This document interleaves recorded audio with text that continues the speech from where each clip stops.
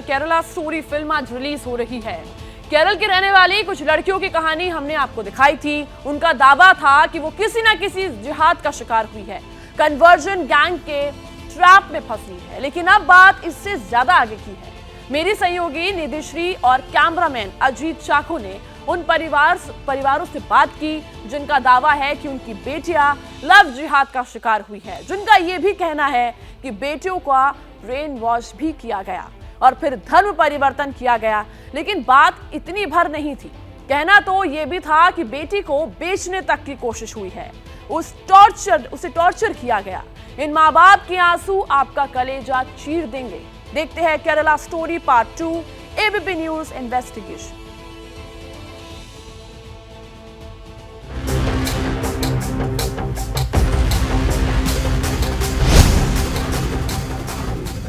केरल के conversion gang का स्याह सच क्या है? कन्वर्जन गैंग के कितने चेहरे, कितने मोहरे अब भी एक्टिव हैं? आज तक ये गैंग कितनी बेटियों की किस्मत में बर्बादी की इबारत लिख चुका है? इन सवालों की पड़ताल जरूरी थी। सुलगते सवालों का तिलिस्म टूटा। ABP news investigation Kerala part 2 में। केरल में सच्चाई की पड़ताल के लिए सबसे पहले हम त्रिवेंद्रम पहुंचे। ज्यादातर लोग हमें ऐसे मिले जो कैमरे पर बात करने के लिए तैयार नहीं थे, लेकिन अलग अलग तरह के जिहाद से आजाद हुई महिलाएं जब सामने आई एबीपी न्यूज के कैमरे पर, जब उन्होंने अपनी कहानी बयां की, तो धीरे धीरे धर्म के ठेकेदारों की परत दर परत सच्चाई सामने आने लगी। केरल में लव जिहाद की भट्टी में और कितनी बेटियां झोंकी गई। ऐसी बेटियों की तलाश में हम केरल का कोना कोना खंगाल रहे थे। हमारी इन्वेस्टिगेशन टीम हर उस दरवाजे पर दस्तक दे रही थी जिनकी चौहद्दियों में कन्वर्जन गैंग के जुल्मों की दास्तान कैद थी। हमारी पड़ताल हमें केरल की राजधानी तिरुवनंतपुरम ले गई, जहां लव जिहाद की एक और खौफनाक कहानी से पर्दा उठने वाला था। एक कहानी है लीलू और जुबिन की। लीलू जो इंजीनियरिंग पढ़ाई पढ़ रही थी और उसके बाद उसकी मुलाकात जुबिन से हुई कॉलेज में पढ़ाई के दौरान, जिसके बाद जुबिन ने शादी का भरोसा दिया और ये कहा कि उसके ऊपर धर्म बदलने की कोई पाबंदी नहीं होगी। कुछ दिनों बाद परिवार ने शादी करा दी लीलू और जुबिन की, लेकिन उसके बाद की कहानी वैसी नहीं थी जैसा लीलू ने अपने जीवन साथी को लेकर सपने संजोए थे। कलेजा कपाने वाली ये कहानी थी त्रिवेंद्रम के उस ब्राह्मण परिवार की जिसकी बेटी कन्वर्जन गैंग के खौफनाक जुल्मों की चश्मदीद गवाह थी। आखिर इस परिवार की लाडली ने क्या कुछ झेला, उसके साथ क्या हुआ, कैसे वो लव जिहाद के ट्रैप में फंसी, इसकी पूरी कहानी आज देश को हिलाकर रख देगी। क्या कुछ हुआ और कितनी दिक्कतें परिवार को आई और क्या दंश लीलू के परिवार ने झेला, इस पर बातचीत मैं करूंगी। लेकिन आपके सामने डॉक्टर जयश्री बैठी हुई हैं, पेशे से डॉक्टर है और उनकी बेटी लीलू इस वक्त अकेले रह रही है। पूरी कहानी के लिए फ्लैशबैक में चलना पड़ेगा। डॉक्टर जयश्री की बेटी लीलू कन्वर्जन गैंग के मोहरे जुबिन से पहली बार इंजीनियरिंग कॉलेज में मिली थी। जुबिन कन्वर्जन गैंग का मोहरा था। लीलू को इसका रत्ती भर भी इल्म नहीं था।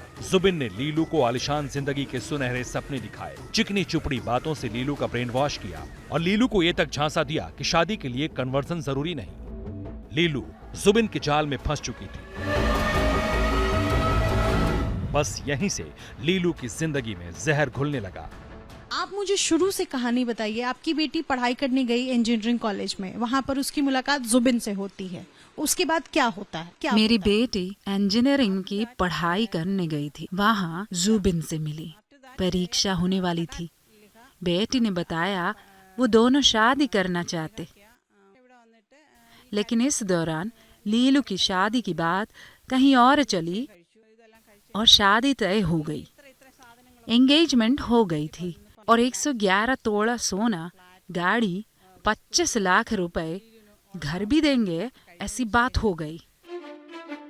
इधर जुबिन और लीलू की सगाई हुई, उधर कन्वर्जन गैंग छल का पूरा किला खड़ा कर चुका था। परिवार की पीठ पीछे लीलू का ब्रेन वॉश किया जा रहा था। दूसरी तरफ परिवार को कन्वर्जन गैंग के इरादों पर शक न हो, इसके लिए जुबिन के घरवाले उस छल की पर्देदारी में लगे थे।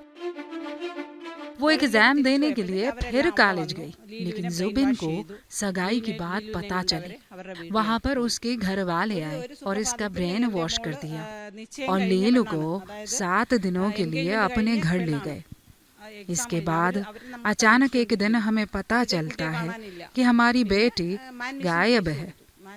हमने फिर पुलिस में शिकायत दर्ज कराई। आप ये कह रही हैं कि आपने अपनी बेटी की शादी पहले दूसरे लड़के से तय की धूमधाम से, खूब पैसे देकर, कार देकर, कैश देकर। उसके बाद जुबिन को पता चला कि उसके पूरे परिवार को पता चला, तो आपकी बेटी को वो लेकर चले गए। कन्वर्जन गैंग के फरेब में लीलू ही नहीं, उसका पूरा परिवार भी फंस चुका था। जुबिन और उसका परिवार जो कुछ कहता, लीलू का परिवार वही करता गया। 31 मार्च 2013 दिन रविवार का था। लीलू से जुबिन ने हिंदू रीति रिवाज के मुताबिक 7 फेरे लिए, लेकिन फरेब के इन्हीं 7 फेरों ने लीलू की जिंदगी 180 डिग्री बदल कर रख दी। शादी के बाद जुबिन लीलू को लेकर कहीं अंडरग्राउंड हो गया। बेटी कहाँ थी, किस हाल में थी, ये सोचकर परिवार का कलेजा फटा जा रहा था। उनकी शादी हो गई थी, जो सामान मांगा था सब हमने दहेज में दे दिया। घर का फर्नीचर, सामान सब दे दिया। हम लड़के वालों के घर गए थे, लेकिन वापस आने के बाद लीलू से हमें बात नहीं करने दी गई। कुछ ना कुछ बहाना बना देते थे। इसके बाद वो हमारी बेटी को धर्म परिवर्तन कराने के लिए काली कट ले गए। लीलू की मां डॉक्टर जयश्री बता रही हैं कि लीलू की शादी जब जुबिन से हो गई, उसके कुछ दिनों बाद ही जुबिन और लीलू दोनों त्रिवेंद्रम छोड़कर कहीं चले गए। मां ने लगातार संपर्क साधने की कोशिश की परिवार से, लेकिन परिवार की तरफ से कोई भी साफ जवाब नहीं दिया गया। बार बार पूछने पर कि बेटी लीलू कहाँ है, ये कहा गया कि आपकी बेटी अपने पति के साथ नॉर्थ इंडिया घूमने चली गई है या देश के बाकी हिस्सों में चली गई है। लेकिन सच्चाई क्या थी? सच्चाई ये थी कि इनकी बेटी को कोड़िकोड स्थित किसी इस्लाम सभा में धर्म परिवर्तन के लिए लेकर जाया गया था।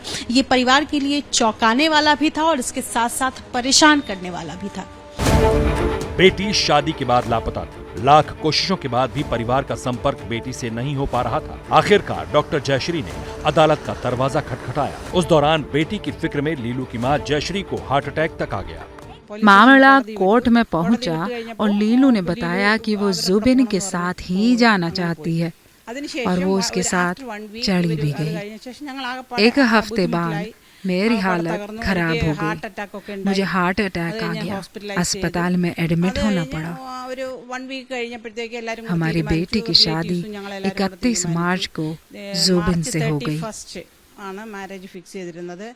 पहले जिस साजिश की बू परिवार को आ रही थी, अब वो यकीन में बदल चुकी थी। लीलू कन्वर्जन गैंग के जबड़े में फंसी थी। कोझिकोड की किसी इस्लाम सभा में लीलू का धर्मांतरण तक हो चुका था, लेकिन ये तो लीलू पर जुल्मों का आगाज भर था। उसके आगे उसके साथ जो कुछ हुआ वो और भी रोंगटे खड़ा करने वाला है। उन्होंने बेटी का धर्म परिवर्तन करा दिया और उसको घर ले आए। उसके बाद जुबिन हमारे घर आया और कहने लगा मुझे नौकरी के लिए जॉर्डन जाना है। वो मेरी बेटी को साथ लेकर जॉर्डन चला गया। बेटी जॉर्डन चली गई फिर पढ़ने के लिए, नौकरी करने के लिए चली गई। इसके बाद दोनों लोग काम करने लगे, लेकिन बाद में दोनों हमसे कोई संपर्क नहीं करते थे। बेटी एक ऑफिस में काम करने लगी थी। मेरी बेटी की सैलरी 1 लाख रुपया थी। हर महीने जुबिन लीलू की सैलरी ले लेता और वो पैसा अपने पिता को ट्रांसफर कर देता। चूंकि दोनों से बात नहीं हो पा रही थी, इसीलिए हमने अपने जानने वालों को टिकिया। तब जाकर लीलू से बात हो पाई। केरल में भटकी लीलू का नया पता जॉर्डन था, लेकिन जॉर्डन में वो कहाँ थी, किस हाल में थी और आखिर उसने वहाँ कैसा जहन्नुम देखा, कैसे वो उस मकड़जाल से बाहर निकली, इसकी कहानी जानेंगे तो कलेजा कांप जाएगा। बस बने रहिए हमारे साथ। देखिए, इस परिवार के दर्द को शब्दों में बयां करना बहुत मुश्किल है। एक मजबूरी ये भी थी कि जब मेरी संयोगी इस परिवार से बात कर रही थी तो लैंग्वेज बैरियर आड़े आ गया। हमने काफी कोशिश की, जिसके बाद लीलू की मां के भाव को सरल शब्दों में आप तक पहुंचाया जाए। शब्दशः ट्रांसलेशन मुश्किल था, लेकिन हमने उनके विचार, उनके इमोशंस आप तक पहुंचाने की कोशिश की। हालांकि लीलू के परिवार का गम इतना भर नहीं है। अब तक लीलू की मां डॉक्टर जयश्री ने कन्वर्जन गैंग पर जो भी दावे किए हैं वो महज ट्रेलर भर था। आखिर इसके आगे की कहानी क्या है, लीलू के साथ क्या हुआ, वो कौन सा ट्रिगर पॉइंट था जिसने जुबिन के जाल में फंसी लीलू की आंखें खोलकर रख दी। यकीन मानिए सच और विचलित करने वाला है।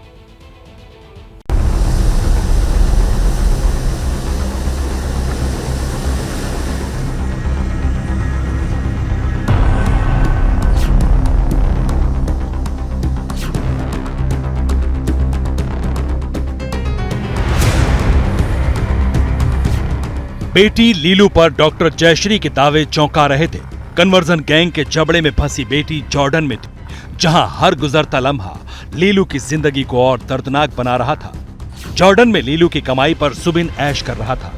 लीलू पर उसके सितम बढ़ रहे थे। एक रोज मौका पाकर जब लीलू ने जुबिन की सच्चाई मां को फोन पर बयां की तो उस पर जुल्मों का और पहाड़ टूट पड़ा। एक दिन मौका देखकर मेरी बेटी मुझे फोन कर रही थी, लेकिन जुबिन ने देख लिया और उसे खूब मारा पीटा। जुबिन ने लीलू को बताया कि जॉर्डन के पास सीरिया है और मैं तुम्हें वहां भेज सकता हूं और मुझे इसके लिए 1 करोड़ रुपए मिल सकता है। इतना ही नहीं, वो लीलू को सीरिया बॉर्डर तक लेकर भी चला गया था, लेकिन किसी ने देख लिया, इसलिए वो बचकर वापस आ गई। जुबिन के इरादे लीलू भांप चुकी थी। उसे मुंह खोलने की सजा ये मिली कि जॉर्डन से जुबिन उसे सीरिया बॉर्डर तक ले गया। इरादा लीलू को 1 करोड़ रुपए में बेच देने का था। डील हो चुकी थी। आखिर ऐसा क्या हुआ कि लीलू बर्बादी की दलदल में और धंसने से बच गई? इसके ऐसे राज डॉक्टर जयश्री ने खोले जो दिमाग में खलबली पैदा कर दें। एक दिन जीप में बैठाकर वो लोग लीलू को पेट्रा नाम की जगह पर ले जा रहे थे। उसके पीछे जुबिन के घर वालों की गाड़ी भी थी। उन्होंने मना कर दिया, जबरदस्ती वापस ले आए, वरना जुबिन उसी दिन लीलू को 1 करोड़ के लिए बेच देता सीरिया में। लीलू खामोशी से जुबिन के जुल्म झेल रही थी। कन्वर्जन गैंग के इस मोहरे के जाल से निकलना लीलू के लिए आसान नहीं था। कई बार जुबिन ने लीलू को जान से मारने की कोशिश तक की। जिंदा जलाने से लेकर समंदर में डुबोने तक की कोशिशें की गई, लेकिन लीलू हर बार बच गई। लीलू पर जुल्मों की इंतहा के दौरान ही जुबिन ऐसी गलती कर बैठा जो लीलू को वापस कोयम्बटूर ले आई। जुबिन ने अपनी कंपनी में घोटाला किया, इसीलिए चोरी के मामले में फंस जाता। इसीलिए वापस केरला आ गया और यहाँ 2 बार लीलू को मारने की कोशिश की। बेटी का कई बार टॉर्चर किया। एक दिन किचन में आग लग गई। जुबिन ने जानबूझकर गैस खुले छोड़ दी। जुबिन एक दिन लीलू को लाल सागर भी ले गया था और वहाँ भी उसने काफी देर तक उसे डुबो कर रखा। मारने की कोशिश की। मेरी बेटी किसी तरह बच पाई। इलाज के बाद वो ठीक हो गई। जॉर्डन से वापस आकर ये कोयम्बटूर रुके थे। मेरी बेटी जब 5 महीने की गर्भवती थी तब उसने पहली बार बताया था कि वो गर्भवती है। जुबिन के जुल्म यही नहीं थमे। जब लीलू जॉर्डन से कोयम्बटूर लौटी तब वो प्रेग्नेंट थी। पहली बार ये सच लीलू ने अपनी मां को बताया। लीलू की प्रेगनेंसी तक का फायदा जुबिन ने उठाया। दावा है कि जुबिन ने इस मौके को भी खूब कैश किया। कैसे, सुनिए। जुबिन बार बार पैसों की डिमांड करता था। बेटी एक बार हमारे घर भी आई। डिलीवरी हो गई, लड़की हो गई, लेकिन जुबिन के परिवार वालों ने कहा कि हमें लड़की नहीं चाहिए। लीलू हमारे पास रहती है। अब जुबिन से हमारा कोई संपर्क नहीं है और लीलू कहती है कि मुझे कभी जुबिन के पास नहीं जाना। लीलू एक बेटी को जन्म दे चुकी थी। बेटी पैदा होते ही जुबिन और उसके परिवार ने लीलू से किनारा कर लिया। आज लीलू और उसका परिवार इंसाफ की जंग लड़ रहा है। मामला अदालत में है। हमारी लड़की के सारे डॉक्यूमेंट्स उनके पास है। अब पता चला है कि जुबिन ने दूसरी शादी कर ली है। उसके बच्चे भी हैं और वो खुशहाल जिंदगी जी रहा है। हमने पुलिस में शिकायत की है, मामला अदालत में है। हमने जितना भी सामान दिया सब उनसे वापस मांग रहे हैं। लीलू ने जो दर्द झेला उसे लफ्जों में बयां नहीं किया जा सकता। आज डॉक्टर जयश्री बेटी के लिए इंसाफ की जंग लड़ रही है। लीलू की दास्तान उन बेटियों के लिए बड़ी चेतावनी है जो ऐसे कन्वर्जन गैंग के टच में है, क्योंकि आज लीलू और उसके परिवार की जिंदगी में आंसुओं के सिवाय कुछ नहीं है।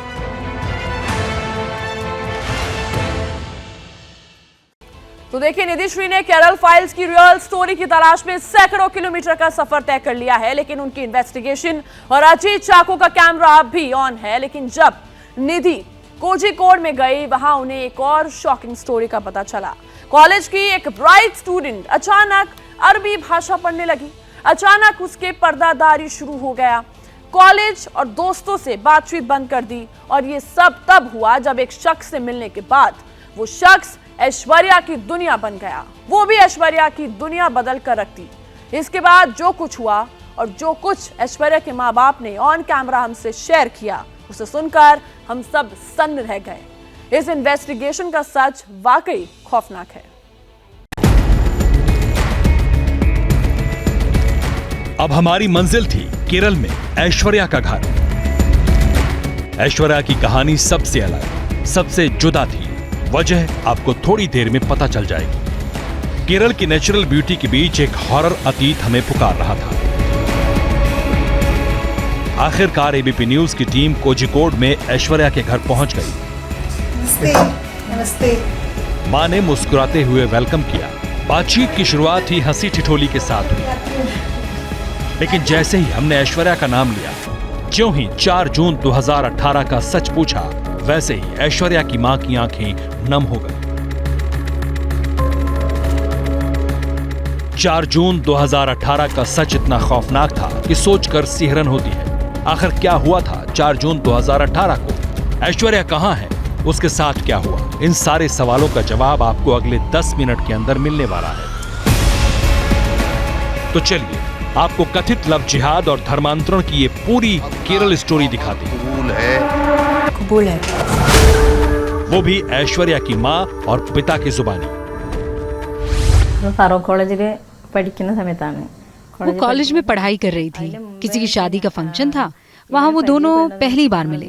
उसके बाद ऐश्वर्या उस लड़के में बातचीत और घूमना फिरना शुरू हो गया।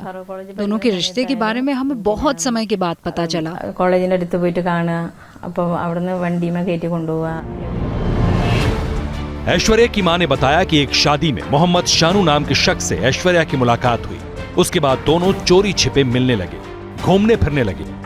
परिवार को भनक तक नहीं लगी। कुछ दिन बाद ऐश्वर्या के दोस्तों के फोन आने लगे, पूछने लगे कि ऐश्वर्या कॉलेज क्यों नहीं आ रही। ये सुनकर परिवार वालों के होश उड़ गए, क्योंकि ऐश्वर्या तो रोज कॉलेज के लिए रेडी होती थी, रोज शाम को घर वापस आती थी, लेकिन वो कॉलेज नहीं पहुंचती थी।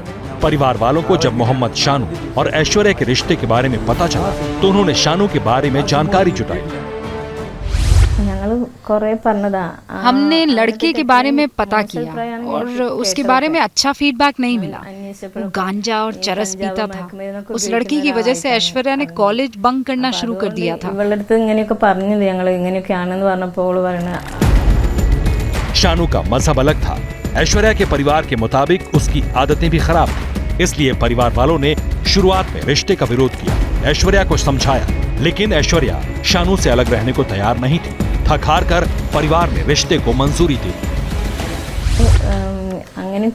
जब हमें ये लग गया कि अब ऐश्वर्या उस लड़के से शादी किए बगैर नहीं रह सकती है, फिर हमें पता चला कि लड़का गल्फ में नौकरी कर रहा है।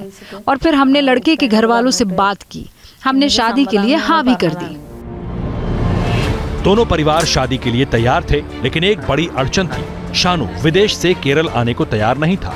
वो चाहता था कि ऐश्वर्या भी विदेश आ जाए और वहीं निकाह हो। अब ऐश्वर्या की फैमिली को लगने लगा कुछ तो गड़बड़ जरूर है। एक दिन गजब हो गया। घर पर ऐश्वर्या के पासपोर्ट वेरिफिकेशन के लिए पुलिस वाले आए।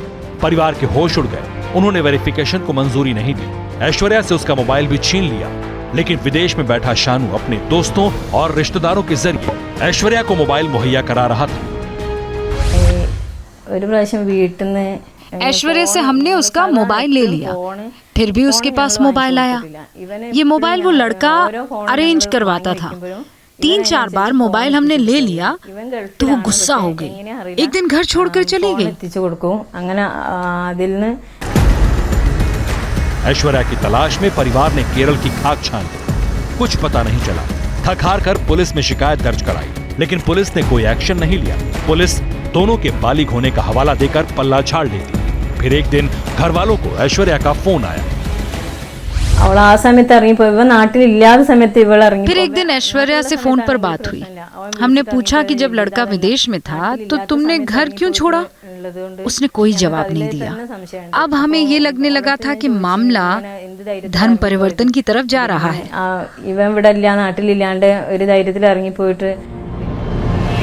इस बीच 4 जून 2018 का दिन आ गया। परिवार पर दुखों का पहाड़ टूट पड़ा। पास के ही किराए के घर में ऐश्वर्या ने फांसी लगाकर जान दी। ऐश्वर्या की मौत के बाद पुलिस आई, फांसी वाली जगह से कुछ सामान लेकर चली गई। उसमें एक डायरी भी थी, लेकिन बाद में हमें पता चला कि डायरी से कुछ पन्ने गायब है। पोस्टमार्टम में पता चला कि ऐश्वर्या के चेस्ट पर एक टैटू था जिसमें इंग्लिश में शानू लिखा था। शानू जो कि लड़के का नाम था। परिवार वालों का दावा है कि ऐश्वर्या की मौत की वजह सिर्फ मोहम्मद शानू है, क्योंकि ऐश्वर्या को पता चल गया था कि जिस शानू के लिए वो अरबी पढ़ने लगी, पर्दा करने लगी, उस शानू का कई और लड़कियों से भी अफेयर था। ये सच ऐश्वर्या के लिए सदमा था जिसे वो बर्दाश्त नहीं कर पाई। हालांकि ऐश्वर्या ने कभी भी सीरिया या इराक जाने की बात परिवार से शेयर नहीं की। वो इस्लामिक स्टेट में भर्ती होना चाहती है, ये थ्योरी भी कभी सामने नहीं आई। लेकिन परिवार के लोगों से ऐश्वर्या ने ये जरूर कहा था कि आरएसएस के खिलाफ लड़ने के लिए इस्लामिक स्टेट आया है। ऐश्वर्या के मरने की वजह शानू था। शानू का सच उसे पता चल गया था। शानू का कैरेक्टर उसे पता चल गया था। वो कहती थी आरएसएस के खिलाफ मुकाबला करने के लिए आईएस आया है, इस्लामिक स्टेट आया है। जब हमने शादी के लिए हाँ कर दी थी तो पासपोर्ट और वहाँ बुलाने का मकसद क्या था? इसीलिए हमें लगा कि ये लव जिहाद का मामला है। परिवार वालों का आरोप है कि एक विधायक के दखल की वजह से केस रफा दफा हो गया। आज इस घर में ऐश्वर्या की कमी बुजुर्ग माँ बाप को रोज तड़पाती है।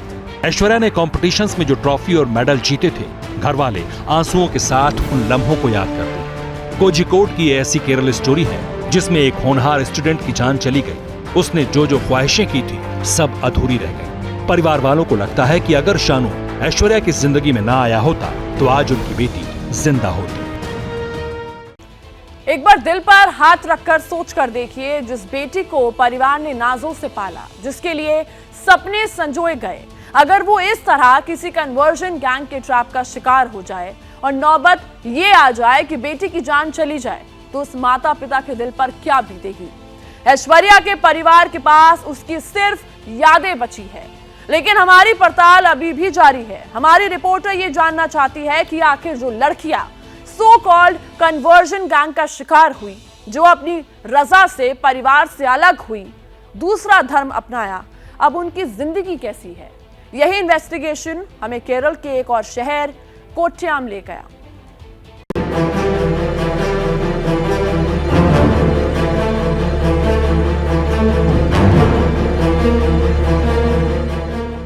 मां की आंखें पथरा गईं। अकेलापन खाए जाता है, लेकिन बेटी मिलने नहीं आती। इसके बाद कहने को कुछ नहीं बचा।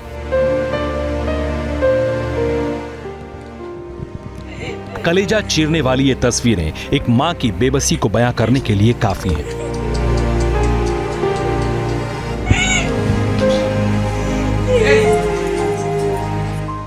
यही हाल पिता का है।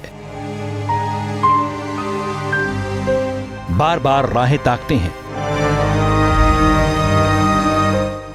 फोन निहारते हैं, बेटी का नंबर डायल करते हैं, लेकिन बेटी घर आने से मना कर देती है। Okay okay.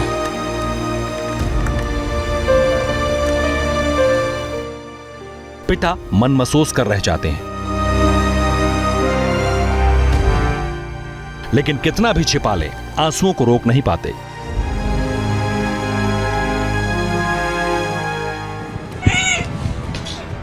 केरल में हम अब तक जितने भी परिवार वालों से मिले उन सब का अपना दर्द है।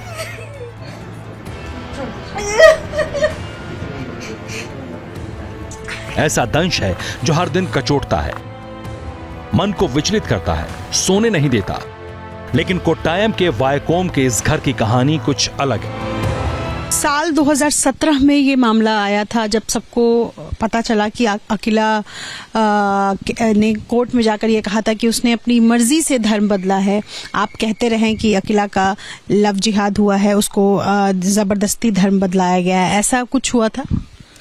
इसको मेरे कॉलेज में पढ़ते वक्त है ना, साथ वाला मेरे को फोन करके बताया ऐसे ऐसे बात है, सिर को ऊपर डालता ना बुर्का, आओ डाल के कॉलेज में आया बोल रहा था, तब भी मेरे को पता चला। फिर हम गया उधर ही कॉलेज में पढ़ाई करने। कहाँ गई थी वो? फिर हम इनको बताया ऐसे तो जल्दी से जल्दी गिरा जाओ, मेरा तबीयत ठीक नहीं है, तुम जल्दी से जल्दी गिरा जाओ। लेकिन फिर मैं शाम को आ जाऊंगा बोलकर वो आया नहीं है, कॉलेज से निकल गया, कहीं गया। वो कहाँ पढ़ रही थी, पढ़ाई कहाँ कर रही थी? तमिलनाडु में सेलम एक बिसरा एक कॉलेज है उधर। दुनिया के लिए प्रेम की परिभाषा अलग हो सकती है, हादिया के लिए प्रेम अलग है। उसी तरह पिता अशोकन के लिए भी बेटी का प्यार, उसकी फिक्र के अलग मायने हैं। लेकिन चिंता है क्योंकि पिता को आज भी पुरानी बातें याद आती हैं। वो ये नहीं भूल पाते कि अच्छी खासी हिंदू बेटी अचानक दूसरे धर्म को क्यों मानने लगी। उसको पता ही नहीं चला, फिर कहा गया, फिर बात करता फोन से, कभी बात करता, ऐसा बात नहीं। तो 2017 में ये जो कहानी सबके सामने आई थी, देश के सामने, उसके बाद अकिला ने कहा कि उसने अपनी मर्जी से धर्म बदला है। फिर शादी उसकी शादी हो गई थी। इसका शादी हाई कोर्ट में हम इसके लिए केस किया है ना, एवियस कॉर्पस केस किया है। इसका मतलब कोर्ट में लेकर आना पड़ेगा उसको, मरा तो मरा, जिंदा तो जिंदा, कोर्ट में लेकर आना। केस का वो ऐसे ही है, उसको लेकर आए तो उसको एक हाँ उसका पत्नी के साथ आया, यही है मेरा पत्नी है बोलकर। पिता बात करते करते रुकते हैं, उन पुरानी बातों को सोचते हैं, लेकिन हिम्मत जुटाकर फिर बेटी के आज का जिक्र करते हैं। लेकिन इन बातों को बोलते वक्त उनका दर्द साफ दिखा। अशोकन ने हमें बताया कि बेटी ने जिस शख्स के लिए घर छोड़ा था वो अब उसे छोड़ चुका है। कैसे पता कि वो साथ में नहीं रहती है? कोई तो कुछ भी कह सकता है। 3 बार गया था ना, तब ये इनके साथ है ही नहीं है ना उधर ही। आप मिलने गए थे? मिलने गया था उधर ही। अच्छा 3 बार गया था। आप मिलने अकिला से मलप्पुरम गए थे? मलप्पुरम गया था। और मलप्पुरम में अकिला अपने पति के साथ नहीं रह रहे? नहीं रहता। ये बड़ी जानकारी आपने। ये रहता नहीं है वो। अच्छा, तो आपने पूछा नहीं कि तुम्हारा पति कहाँ है, क्यों नहीं रहता है साथ में?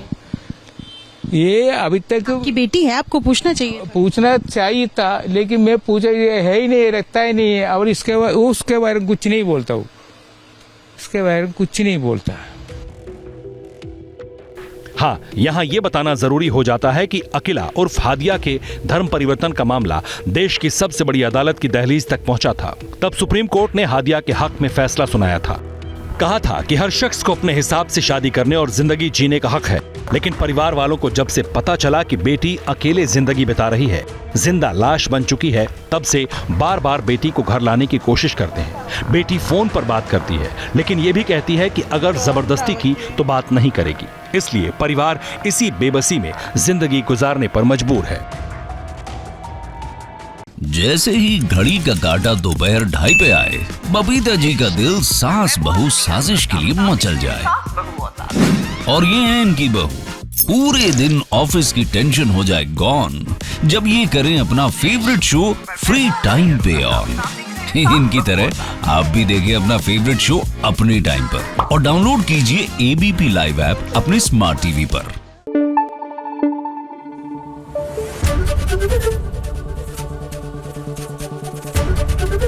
एबीपी न्यूज आपको रखे आगे।